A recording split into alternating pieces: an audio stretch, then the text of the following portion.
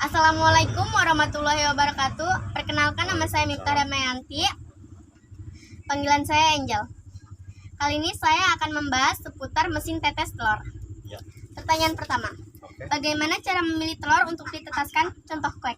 Oh iya, memilih telur koek itu yang pertama kita telur koek itu harus tahu bahwa dari 50 ekor ini standarisasinya standar menurut versi saya, versi sulung mandiri, dari 50 ekor 5 ekor jantan, 50 ekor betina, 5 ekor jantan, itu adalah standarisasi versi sulung mandiri.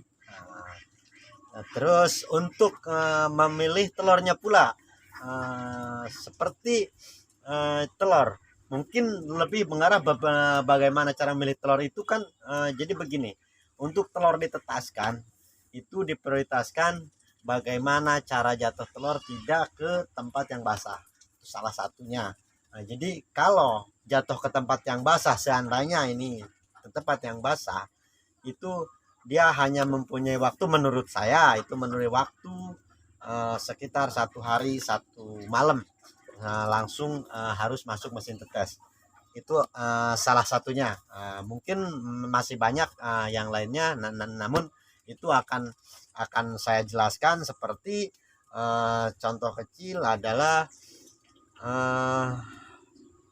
bagaimana cara memilih telur itu, yang kita bahas adalah salah satunya harusnya telur itu besar. Telur itu harus besar karena telur yang besar mungkin cukup protein dan sebagainya. Itu adalah salah satu. Silakan mungkin yang lainnya. Oke, pertanyaan nomor 2. Di usia berapakah telur mulai dibalik? Oh iya, mungkin ini juga untuk tidak mengundang kontroversi, ini versi sulung mandiri. Untuk telur dibalik,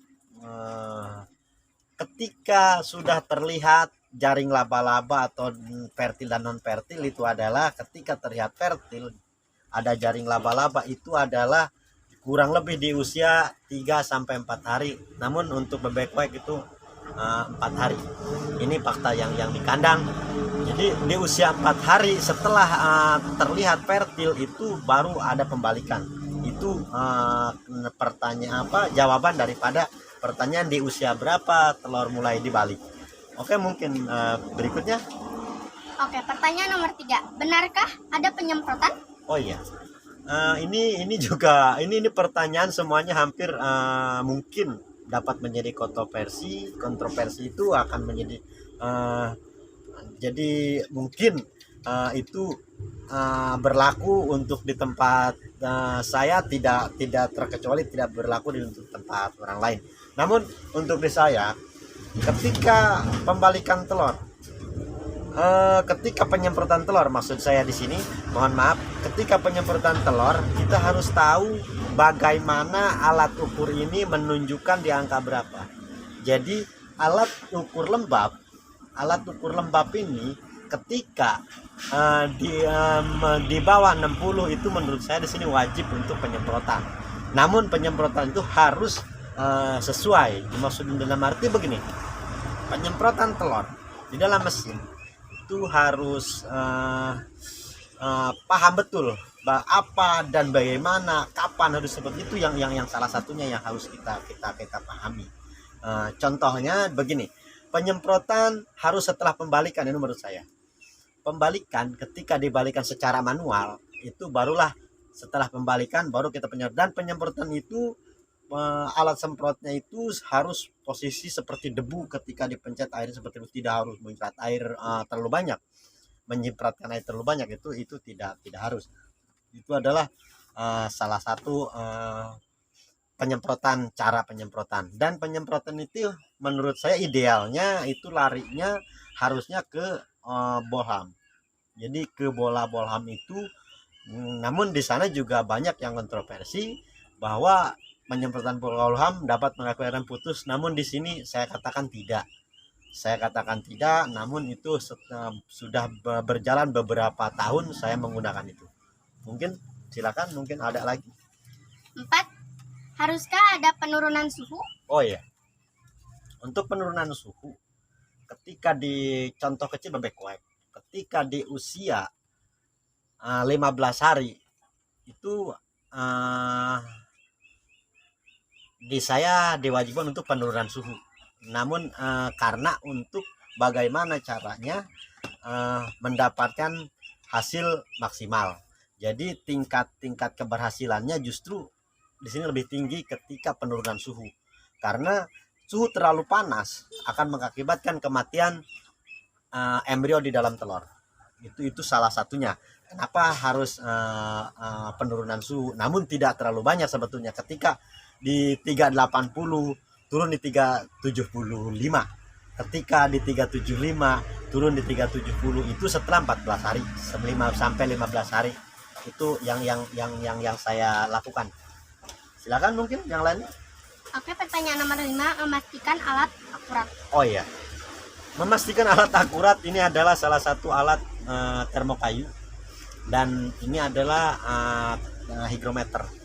Jadi ini adalah dua alat, jadi dua komponen, dua alat ini satu fungsi sebetulnya, sama-sama untuk mengukur suhu dan lembab itu kan.